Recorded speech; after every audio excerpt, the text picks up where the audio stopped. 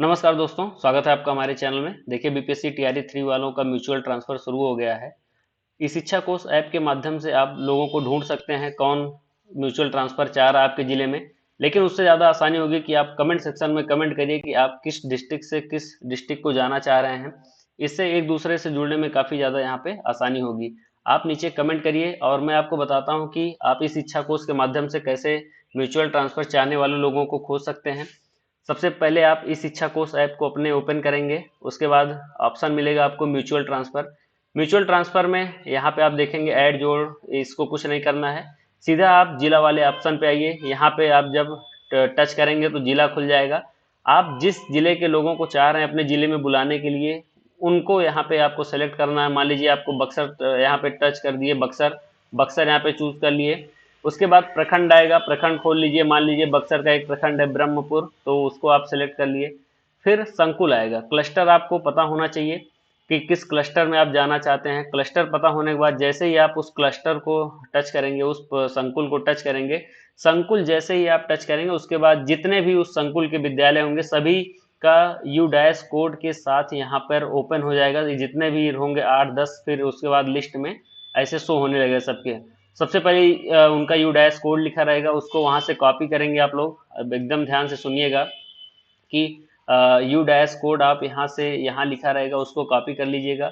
उसके बाद यहाँ पे आप जो है विद्यालय जब आप टच करेंगे तो उस विद्यालय को पर्टिकुलर आप यहाँ पे देखेंगे कि विद्यालय का यू डैश कोड लिखा रहेगा।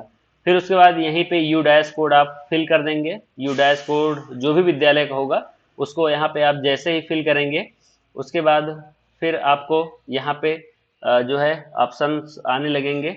और school I you dash code आप जैसे ओपन करेंगे उसके बाद देखिए आपका यहाँ पे लिखा है शिक्षा का टीआरई 3। उसके बाद आपका जो ये आपका है, आप किसको खोज रहे हैं, फिर यहाँ पे आपको खोजने वाले पे टच करना है।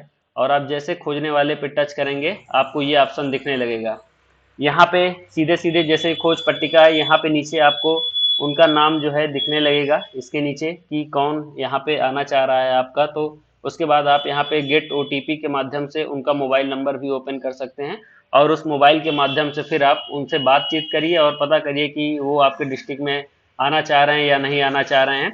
अच्छा, एक चीज़ और इस बार सुविधा दी गई है, यहाँ पे उनका होम डिस्ट्रिक्ट लिखा रहेगा, गृह जिला।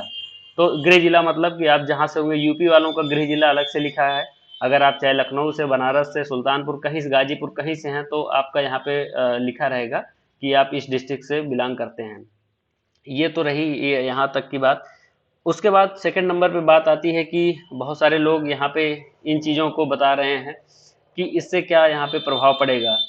देखिए, जो भी शिक्षक हैं सभी नियमित शिक्षक के लिए ओपन किया गया है। उसके बाद सभी नियोजित शिक्षक जिन्होंने सक्षमता उत्तीर्ण किया है।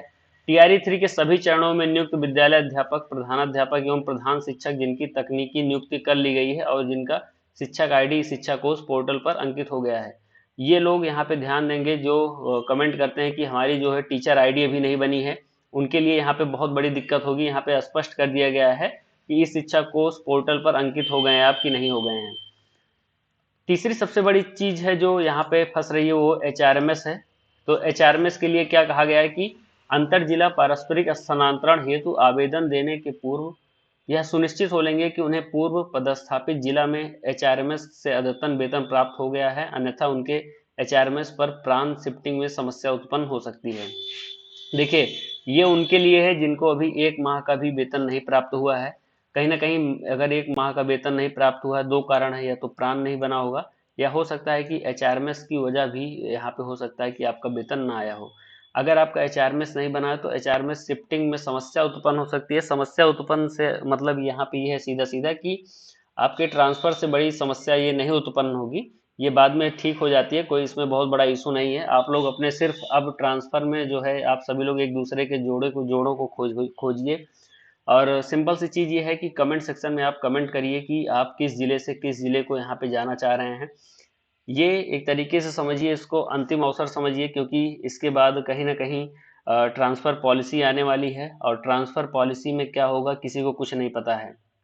अगर ये मौका आप गंवाते हैं तो फिर कहीं ना कहीं आपको काफ़ी ज़्यादा दिन तक यहाँ रुकना पड़ सकता है।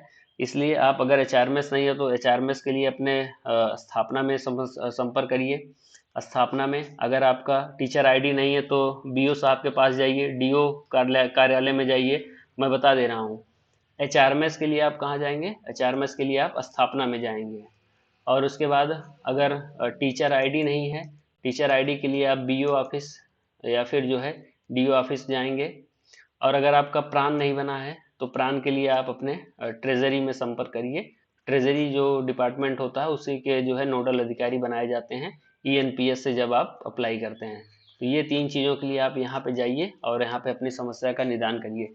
एचआरएमएस अपने आप भी बन रहा है, मतलब उन लोगों के द्वारा, स्थापना के द्वारा बनाया जा रहा है। साथ साथ अगर आप इन हैंड उनको ले जाकर फॉर्म फिल करके दिए तो उसके माध्यम से वो वहाँ पर भर रहे हैं। तो बेसिकली मेरा कहने का यही मतलब है कि आप लोग सिर्फ और सिर्फ खोजिए कि आप कहाँ पे जाना चाह रहे हैं। और सबसे अच्छी चीज़ ये है कि जो भी नियरेस्ट ज़िला है, जो यूपी बॉर्डर से सटे हुए हैं, यूपी वाले लोग वहीं पे जाना चाह रहे हैं, आप उसको छोड़ दीजिए, एक दो ज़िला इधर पहले खोजिए।